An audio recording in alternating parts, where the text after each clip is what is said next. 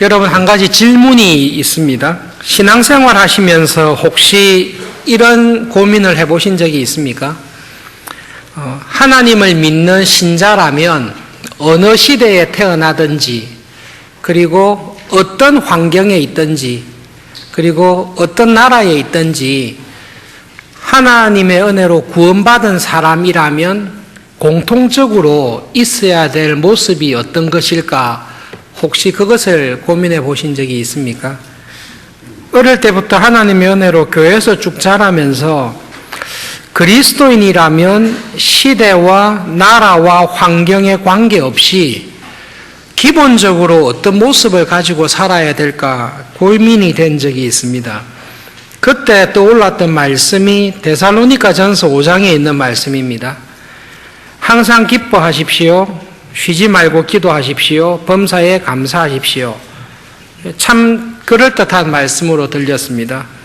어떤 상황에 있든지 항상 기뻐하고 또 항상 기도하고 모든 일에 감사하면서 사는 것이 그리스도인의 특징이 아닐까 생각을 했습니다. 적용이 안 될 때가 좀 있었습니다. 항상 기뻐하라고 했는데 기뻐하지 못할 일들이 벌어집니다. 범사에 감사하라고 했지만 감사하기보다는 견뎌야 될 때도 자주 있는 것을 이렇게 발견하게 됐습니다. 그러다가 어느 순간인가 이 말씀을 그냥 잊어버리고 살았습니다. 왜냐하면 이게 적용이 안 되더라고요. 그러다가 산상수훈을 다시 말씀을 보고 공부하면서 옛날에 했던 고민들이 다시 떠올랐습니다. 어떤 시대든지 여러분이 어떤 환경에 있든지 그리고 어떤 상황과 나라에 살든지 하나님을 믿는 신자로 하나님 나라의 백성으로 이 세상을 살아간다면 항상 유지해야 될 특징이 있습니다. 그것이 예수님께서 말씀하신 산상수훈에 있습니다. 산상수훈에서 말씀하시는 8가지 팔복은 전부 다 성품에 관한 이야기고 팔복의 내용을 자세히 들여다보시면 하나님의 은혜로 구원받은 사람이 가지고 있는 모습입니다.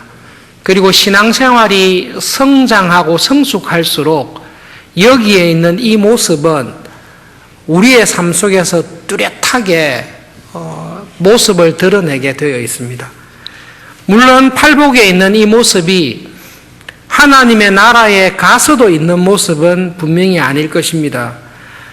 애통하는 자는 복이 있나니 저희가 위로를 받을 것이며 이 복은 이 세상에서 살고 있는 동안에 우리에게 주신 복입니다. 요한계시록에 약속하신 대로 하나님의 나라가 완성되었을 때는 애통하는 것이나 눈물 흘리는 것이나 곡하는 것이 없는 나라가 될 것입니다. 우리를 애통하게 하고 우리를 슬프게 하는 죄가 완전히 없는 세상이 하나님의 나라이기 때문에 하나님의 나라에서는 이 모습들 가운데 없는 것이 많이 있을 것입니다. 의에 줄이고 목마른 사람, 그리고 의를 위해서 박해를 받는 사람은 이런 복은 없을 것입니다. 그렇지만 지금 이 세상에서 하나님의 자녀로 거듭나서 구원받은 사람으로 살아가는 우리들에게는 예수님께서 말씀하신 이 모습이 항상 있습니다. 그리고 이 모습이 항상 더 깊어질 것입니다. 그 전제에서 놓고 볼 때 오늘 설교의 제목이 하나님께서 보시기에 나는 온유한 사람입니까? 이 질문에 대해서 이렇게 답을 하시면 안 됩니다. 하나님께서 보시기에 온유한 사람이 되면 참 좋지만 태어날 때부터 성격이나 이렇게 기질 자체가 온유하지 않은 기질과 성격으로 태어났기 때문에 내가 하나님을 믿기는 하지만 온유하지는 않습니다. 그렇게 말씀하시면 맞지 않습니다. 우리가 하나님을 믿는 믿음 안에서 계속 자라다 보면 신앙이 자란다는 것은 여러분 하나님을 닮는 것입니다. 하나님께서 우리를 구원하신 것은 하나님의 형상대로 지음받은 우리의 모습이 있는데 그것을 다 잃어버렸습니다. 우리가 하나님을 닮지 않는 사람으로 변해갔습니다. 구원은 하나님을 닮은 사람으로 우리를 변화시켜 주시는 것이 구원입니다. 그렇기 때문에 하나님 보시기에 내가 온유한 사람입니까? 라고 했을 때 예, 하나님의 은혜로 제가 온유한 사람이 되었고 하나님을 닮아서 이 온유함이 계속 저 안에서 새로워지고 자라가고 있습니다. 그것이 신앙생활을 올바르게 하는 것입니다. 예수님께서 말씀하신 팔복 가운데 심령이 가난한 사람하고 온유한 사람하고는 다 연결되어 있습니다. 그런데 굳이 심령이 가난한 사람과 온유한 사람의 차이를 구별되는 것을 이야기하면 이렇습니다. 심령이 가난한 사람은 그 사람을 보면 압니다. 그 사람 자체가 심령이 가난하고 겸손한 사람입니다. 그 사람을 놓고만 봐도 겸손하고 심령이 가난한 사람이 나옵니다. 그런데 온유한 사람은 그 사람이 온유하다, 온유하지 않다라는 것은 다른 사람과의 관계 속에서 나오게 되어 있습니다. 그래서 내가 온유한지 온유하지 않는지를 보시려면 나를 혼자 가만히 외딴 곳에 두시면 안 되고 사람과의 관계 속에서 나를 넣어서 다른 사람을 어떻게 대하는가를 보시면 됩니다. 그런데 온유하다라는 것은 원래 이 온유하다라는 말씀 자체가 고통과 괴로움이 있는 상황에서 다른 사람을 대할 때 부드럽고 따뜻하게 대하는가 그것을 확인하는 것이 온유입니다. 그래서 여러분 제가 온유한 사람처럼 보입니까? 그렇지 않은 사람으로 보입니까? 여러분은 제가 온유한지 안 한지를 알 수 있는 기회가 거의 없습니다. 일주일에 한 번씩 아주 경건하게 준비된 상태에서 설교할 때 교회에 있는 모습을 보기 때문에 여러분은 거의 다 제가 온유하다라고 믿으실 겁니다. 그렇게 믿기를 바랍니다. 그러나 제가 온유한지 안 한지를 가장 잘 아는 사람은 가족입니다. 아내가 저를 볼 때에 온유한지 안 한지 분명히 알 수 있습니다. 왜냐하면 여러 가지 상황 속에서 확 흔들어 버리면 그 사람의 성격이 나오게 되어 있습니다. 그런데 온유한 사람은 평온한 상태에서뿐만 아니라 괴로움과 억울한 일이 있을 때, 부당한 일을 당했을 때 그 부당한 일을 준 사람에 대해서 억울한 상황 속에서 그 사람의 마음이 부드럽고 평온하고 자기의 성질을 내지 않고 자기의 원망과 불평대로 행하지 않고 부드럽게 친절하게 대하는 것이 온유한 사람입니다. 그래서 온유한 사람의 반대되는 사람은 자기 성질대로 하는 것입니다. 내 억울한 것을 못 참습니다. 내가 잘못해서 억울하게 당하는 것 참을 수 있는데 내가 잘못한 것이 하나도 없는데 부당하게 나를 기분 나쁘게 하거나 자존심 상하게 하거나 부당하게 나를 대접한 것에 대해서는 참지를 못하는 사람이 온유하지 않는 사람입니다. 하나님께서 찾으시는 온유한 사람, 예수님께서 말씀하신 온유한 사람은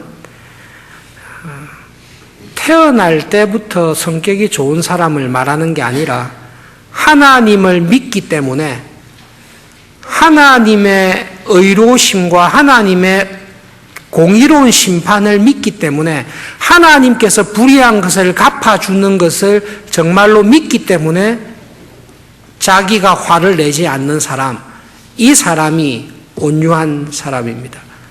예수님께서 온유한 자는 복이 있다라고 말씀하셨는데요. 내가 온유할 수 있는 이유는 타고난 성품이 온유해서가 아닙니다.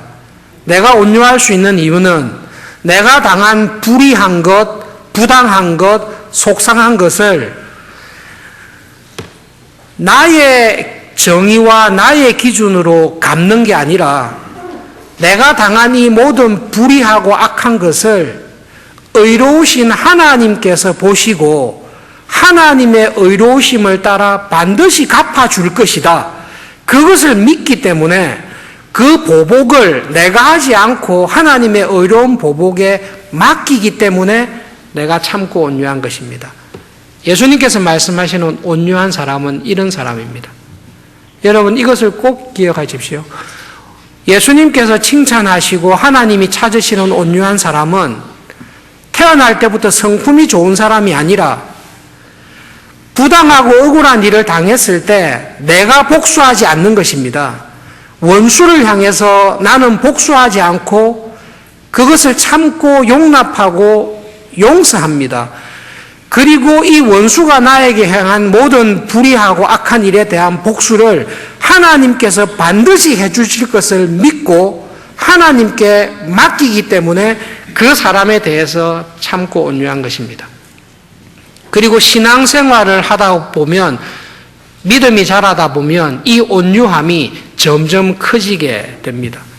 그래서 오늘은 시간이 허락되면 두 사람을 볼 텐데 안 되면 한 사람만 성경에서 말한 온유한 사람, 그 사람을 한번 살펴보도록 하겠습니다. 민수기 12장 1절부터 10절까지 한 절씩 교독하겠습니다. 구약 성경 214페이지쯤에 가시면 민수기 12장 1절부터 10절에 있는 말씀 한 절씩 교독합시다. 민수기 12장입니다. 모세가 구스 여자를 취하였더니 그 구스 여자를 취하였으므로 미리암과 아론이 모세를 비방하니라.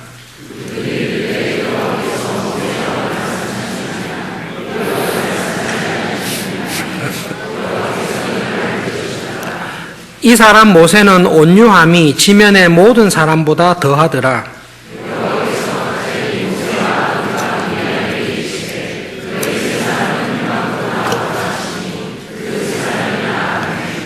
여호와께서 구름 기둥 가운데로부터 강림하사 장막문에 서시고 아론과 미리암을 부르시는지라 그 두 사람이 나아가매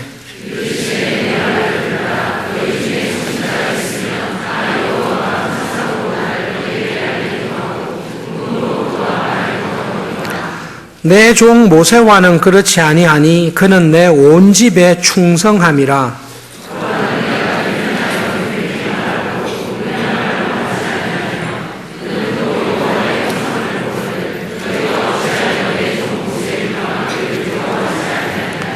여호와께서 그들을 향하여 진노하시고 떠나심에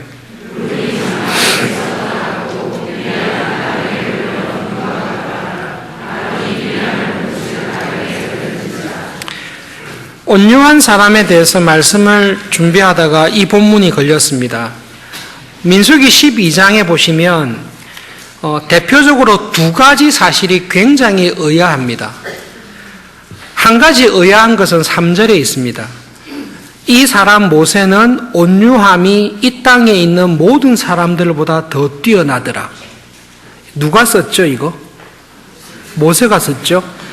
자기가 쓴다고 이렇게 막 써도 됩니까?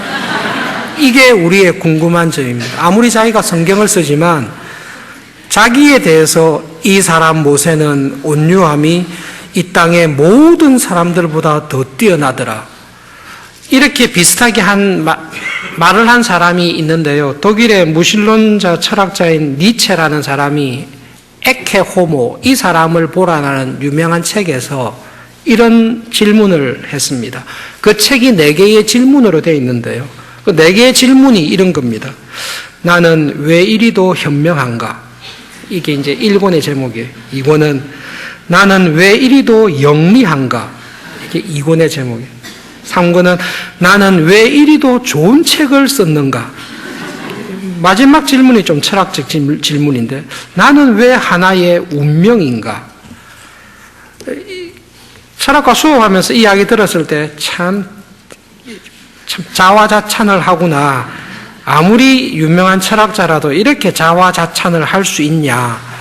그런데 모세가 이런 말을 하고 있더라고요. 그래서 이 사람 모세는 온유함이 이 땅의 모든 사람들보다 더 뛰어나더라. 이 말한 것 자체가 온유하지 않지 않습니까? 분명히 우리의 거부감이 있습니다. 이 말한 사람이 정말 온유하구나, 마음이 겸손하구나, 이런 마음이 우리는 안 듭니다. 그래서 이게 정말 무슨 말씀으로 하셨나 이렇게 본문을 보게 됐습니다. 보고 난 다음에는 이 말을 다시 생각하게 됐습니다. 그래서 첫 번째 볼 때는 이 말이 조금 이상했고, 두 번째로 본문을 보시면 모세가 한 이 말보다 더 이상한 내용이 지금 펼쳐지고 있습니다. 여러분, 상식적으로 한 가지 여쭤보겠습니다. 어린아이가 오래 참습니까? 부모가 오래 참습니까? 당연히 부모가 오래 참으시죠. 아이보다 오래 참지 못하는 부모는 그 부모가 아니에요. 당연히 부모가, 어른이 아이보다 오래 참게 되어 있습니다. 그러면 너무 간단한 질문인데, 우리가 오래 참습니까? 본성상 하나님께서 오래 참으십니까? 이거는 물어볼 필요가 없습니다. 하나님께서 본성상 더 오래 참으십니다.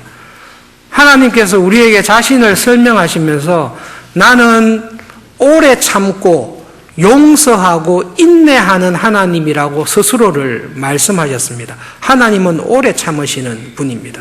그런데 오늘 읽은 본문을 보시면 누가 지금 화를 내고 있죠? 지금 화를 내는 분은 하나님이 화를 내고 계십니다. 이 사건을 살펴보시면 겉으로 드러난 사건은 모세가 구스 여인, 에디오피아 여인을 아내로 맞이한 것에 대해서 미리암과 아론이 시비를 건 것으로 나옵니다. 그렇지만 그거는 구실이고, 미리암과 아론이 실제로 모세에 대해서 반항하게 된 것은 모세가 왜 우리보다 영적으로 뛰어난 지도자이냐라는 시기심입니다. 영적인 시기심에 의해서 미리암과 아론이 질투를 한 것이 원인입니다. 그 질투하는 계기로 구스 여인을 아내로 맞이한 것으로 그렇게 나타나 있습니다. 모세의 첫 번째 아내였던 이드로의 딸 십보라를 이야기하는 것 같지는 않습니다. 어떤 주석학자도 정확하게 대답 못하고 있고, 모든 주석학자들의 결론은 잘 모르겠다, 이게 답이에요. 그렇지만 십보라가 아니라 새로운 아내를, 죽고 난 다음에 새로운 아내를 맞이한 것 같다.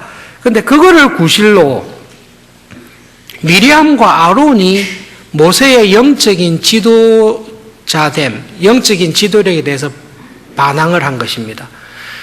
상당히 안 좋은 상황입니다.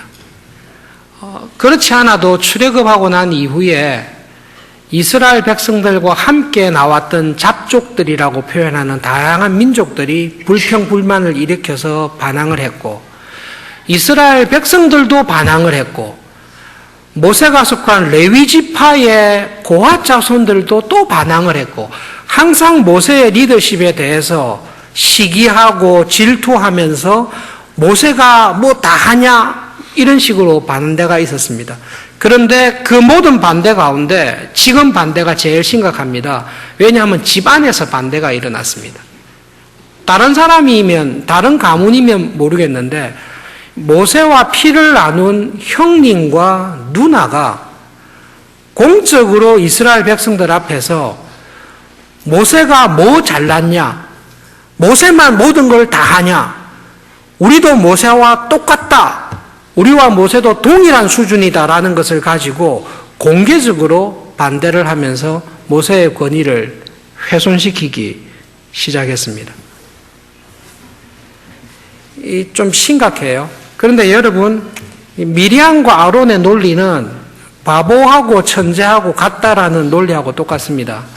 바보하고 천재하고 같다라고 하는 사람의 논리는 아주 간단한데요.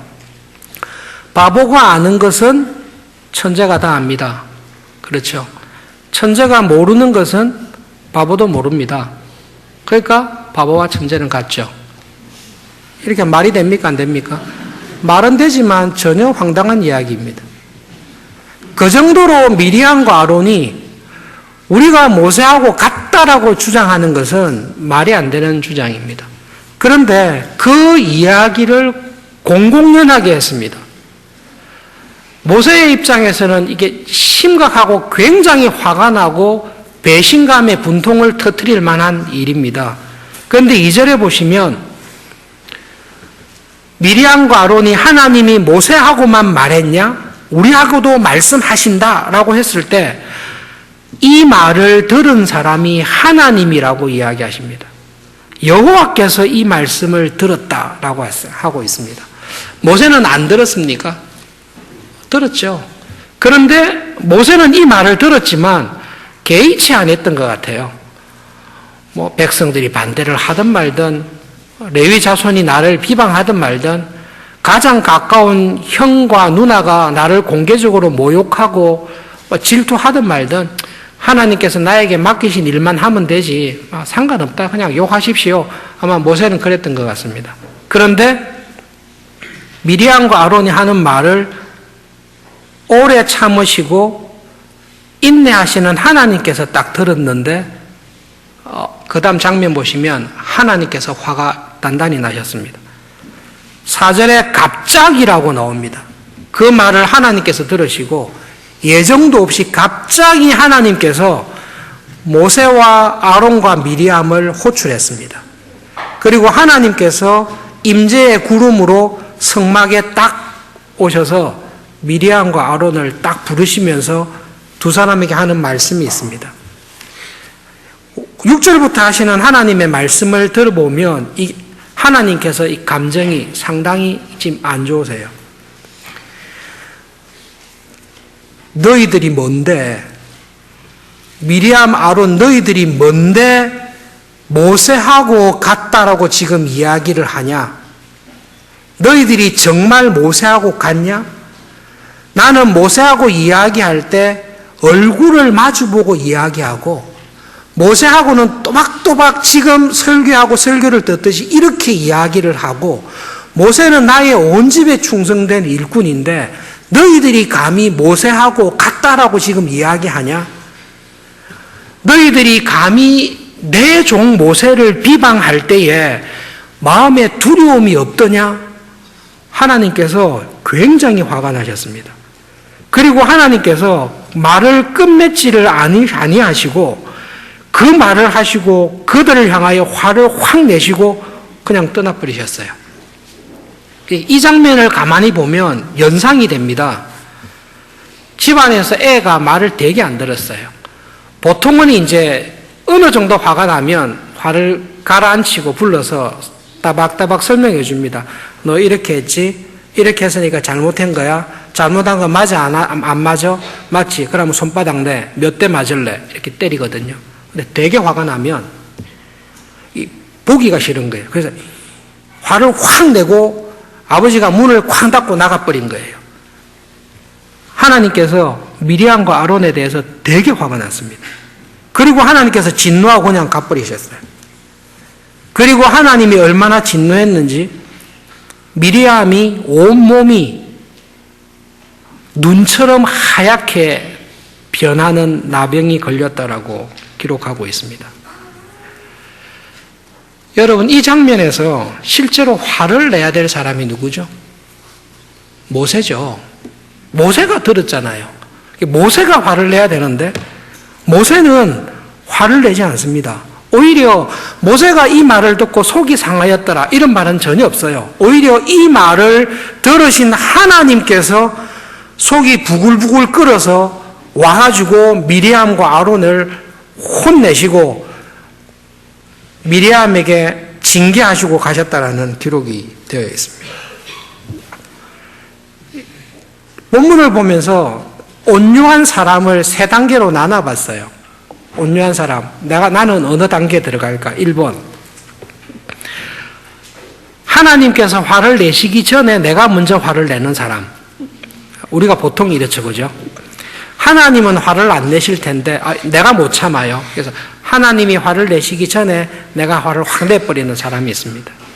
두 번째로는 하나님께서 화를 내실 때까지 같이 참고 있다가 하나님께서 화를 내실 때 같이 화를 내는 사람. 이 두 번째 단계입니다. 세 번째 단계는 하나님께서 참고 있다가 못 참아서 화를 내시고 난 다음에도 화를 안 내는 사람. 모세는 어느 수준이죠? 본문에 의하면 모세는 세 번째 수준입니다. 오히려 하나님께서 화가 나서 저런 태도는 내가 못 참는다. 저거는 내가 손을 봐야 되겠다. 하나님께서 화가 나서 진노하실 때까지 모세는 개의치를 않고 그렇게 하든지 말든지 내 할 일만 하면 되지. 그렇게 참습니다. 하나님께서 화를 내시고 난 다음에도 모세는 화를 내지 않습니다. 오히려 아론이 하나님께서 진노해서 미리암이 나병에 걸린 것을 보고 당장에 찾아와서 모세에게 부탁합니다. 내 주여, 조금 전까지만 해도 우리하고 모세는 같다 이렇게 하다가 일이 벌어지니까 내 주여, 우리가 죽을 죄를 지었습니다. 하나님께 우리를 위해 기도를 좀 해주십시오. 부탁을 했습니다. 그때 모세가 어떻게 하죠? 내가 한 거 아니에요. 하나님께서 했으니까 나도 어쩔 수 없네요. 그렇게 해야 될 텐데요. 모세가 그 말을 듣자마자 바로 하나님께 가서 이야기를 합니다. 이렇게 이야기하는 거예요. 하나님, 성질 내지 말고 참으세요. 당사자인 나도 참는데 하나님이 안 참으시면 좀 우습지 않습니까? 하나님 좀 참으시고 용서해 주세요. 그게 모세의 기도입니다. 본문을 놓고 보면 하나님이 온유하세요? 모세가 더 온유합니까? 본문에 보면 이게 우리가 굉장히 이상한 본문을 만났는데 하나님이 온유하신 것보다 이 모세가 더 온유해요. 모세가 하나님 앞에 가서 하나님, 당사자인 나도 참고 있습니다. 하나님이 직접 들으셨어요. 나도 참는데 하나님이 왜 화내세요? 그냥 용서해 주세요. 그렇게 했을 때 하나님께서 공의롭게 이야기하십니다. 네 말을 듣고 내가 용서는 해주겠지만 미리암의 저 태도는 합당하지 않기 때문에 그가 공적으로 수치를 당하는 기간이 필요하다. 7일간 수치를 당하고 그 이후에 내가 회복시켜 주겠다. 그렇게 이야기하는 모습이 나와 있습니다. 모세는 온유한 사람입니까? 예, 온유한 사람입니다. 어느 정도로 온유한 사람입니까? 자기가 당한 부당함과 불의함과 모욕에 대해서 하나님께서 화를 내지 아니하시면 모세도 화를 안 냅니다. 그것을 문제를 삼지를 않습니다. 그리고 자기가 미리암과 아론에 대해 억울하고 부당한 일에 대해서 자기가 보복하거나 자기가 원망을 토해내지 않습니다. 그냥 하나님께 맡깁니다. 하나님께서 알아서 하시겠지. 하나님께서 알아서 하실 거다. 그리고 그냥 자기에게 주어진 일을 성실하게 해나가는 사람입니다. 여러분, 그것이 온유한 사람입니다. 온유한 사람은 자기의 온유함에, 나의 온유함의 근거를 나의 타고난 성품에 두지 않습니다. 내가 다른 사람을, 특별히 나를 부당하게 대우하고 나의 자존심을 건드리고 나에게 잘못하는 사람을 대했을 때에 그 사람의 잘못하고 불의하고 부당한 것을 의로우신 하나님께서 분명히 갚아주실 것을 믿는 사람입니다. 여러분, 하나님을 믿으십니까? 우리는 믿습니다. 그런데 하나님이 어떤 하나님이라고 믿으십니까? 하나님은 죄를 견디지를 못하시는 분입니다. 하나님은 불의한 것을 바로 잡지 않으면 안 되시는 분입니다. 그것이 하나님의 성품입니다. 하나님께서는 우리는 나름대로 정의를 실현하고 공평하게 한다라고 하지만 우리는 실수할 때가 있습니다.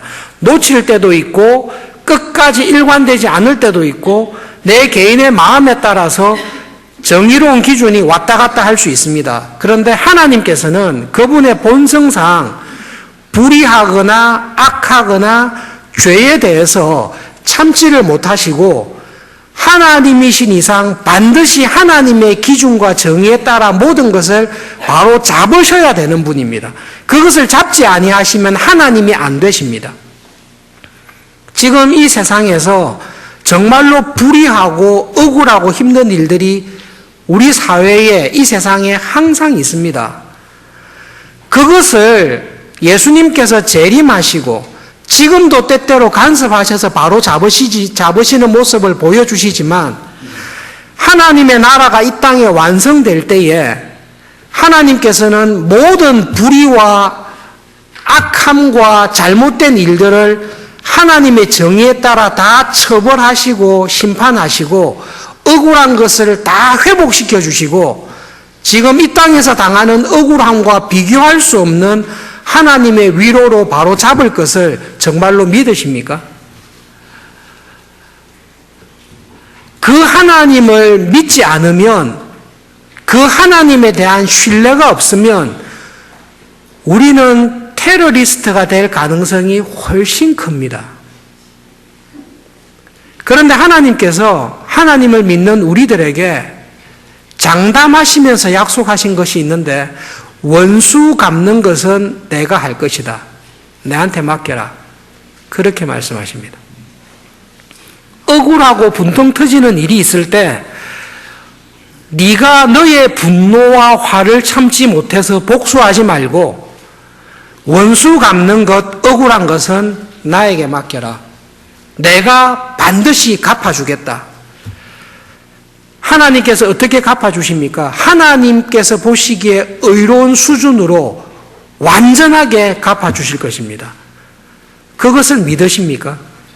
예, 그러면 원수에 대해서 어떻게 해야 됩니까? 원수에 대해서 원수를 사랑하십시오.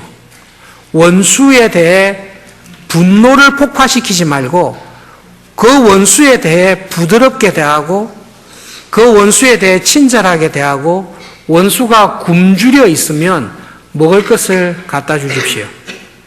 그것이 하나님께서 우리들에게 명령하시는 말씀입니다. 하나님께서 우리에게 복수하는 방법을 가르쳐 주셨는데요. 원수가 줄이거든 먹을 것을 주고 원수가 생활이 어려워서 죽을 것 같으면 구제해라. 그렇게 함으로써 불이 훨훨 타는 숯불을 원수의 머리 위에 올리는 것과 같다. 그게 하나님이 주신 잠언의 말씀입니다. 고깃집에 가시면 숯불 아시죠? 훨훨 타는 숯불을 제 머리 위에 올리면 어떻게 되겠습니까? 정말 안 좋겠지요. 그렇게 원수에게 복수하고 싶을 때 펄펄 타는 숯불을 정말로 죽이고 싶도록 미운 원수의 머리 위에 막 쌓는 방법이 그 원수가 생활이 어렵고 생존이 어려울 때 구제해주고 친절하게 온유하게 대하라는 것입니다. 그러면 하나님께서 갚아주신다고 말씀하십니다. 그것이 하나님께서 우리에게 말씀하시는 온유입니다. 그래서 온유한 사람은 힘이 없고 나약한 사람이 아니라 하나님의 정의와 하나님의 복수를 믿는 사람입니다. 지금은 온유한 사람이 거의 사라졌습니다. 우리 시대 자체가 온유한 사람을 원하지 않습니다.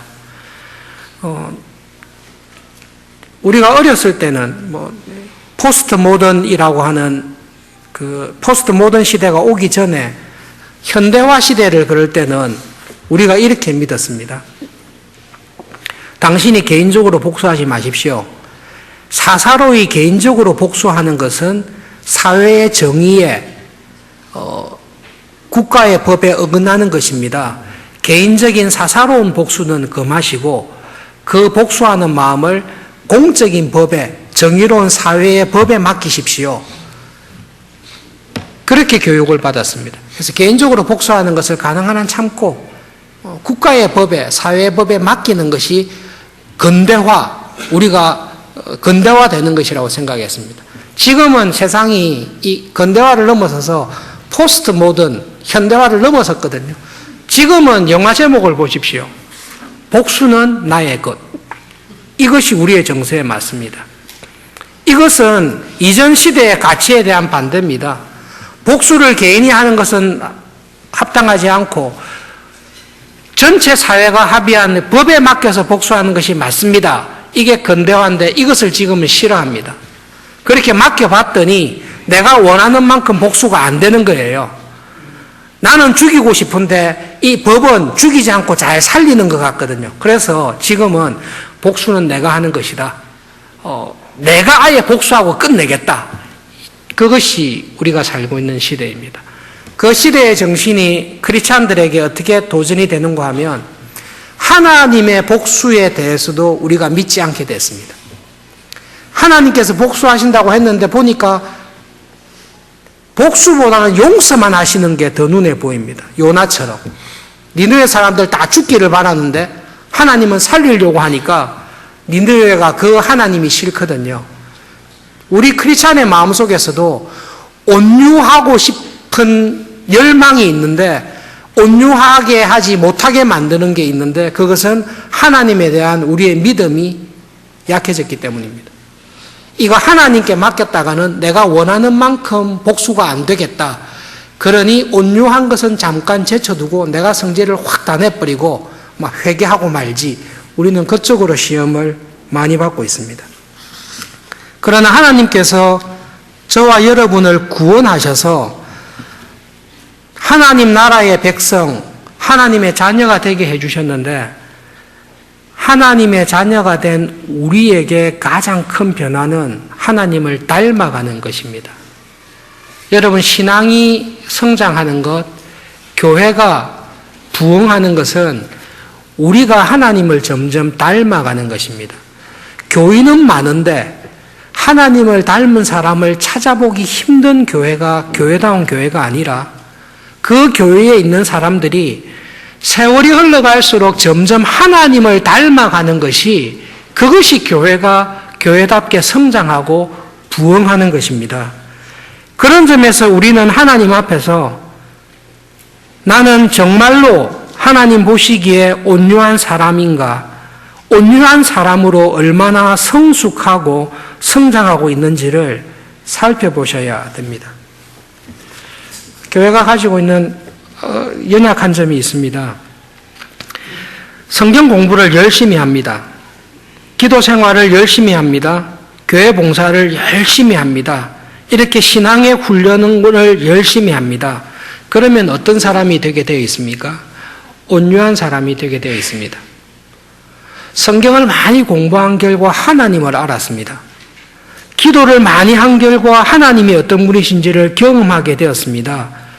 그러면 사람들과의 관계에서 억울한 일을 당할 때 점점 더 온유한 사람이 됩니다. 성경을 저 사람이 열심히 공부하고 많이 합니다. 기도를 열심히 하고 교회 봉사를 열심히 합니다. 그런데 이 사람은 온유하지가 않습니다. 그럼 신앙생활을 무지 잘못하고 계신 것입니다. 성경 공부와 기도와 교회에 대한 열심이 되게 많은데 자기를 무시하는 사람을 견딜 수가 없습니다. 자기를 알아주지 않는 것에 대해서 참지 못합니다. 그래서 자기가 얼마나 경건하며 뛰어난지를 보이기 위해 시장 중앙에서 손을 들고 기도합니다. 누구죠? 바리새인들이죠. 신앙은 자기를 증명하는 것이 아니라 우리를 부르신 하나님이 어떤 분이신지를 증명하는 것이 신앙이 좋은 것이지, 신앙을 통해 내가 얼마나 쓸만하고 좋은 사람인지를 증명하는 것은 바리새인들이 가졌던 신앙입니다. 그러므로 여러분, 하나님을 믿는 믿음과 은혜 안에서 잘 자라고 계십니까? 그러면 반드시 온유한 사람으로 자라게 되어 있습니다. 반드시 마음이 가난한 사람으로, 반드시 애통하는 것을 감수하며 하나님의 위로를 기다리는 사람으로 자라게 되어 있습니다. 결론적으로 여러분, 온유한 사람은 그 온유함을 사람들과의 관계에서 드러나게 되어 있습니다. 나를 온유하게 하지 못하는, 나를 괴롭게 하고 힘들게 하는 사람은 어디에 있습니까? 미리암과 아론처럼 가장 가까이 있습니다. 나를 가장 시험하고 가장 속상하게 하는 사람은 교회 안에 있습니다. 집 안에 있습니다. 말씀하셨죠. 원수가 집 안에 있다고. 예, 집 안에 있습니다.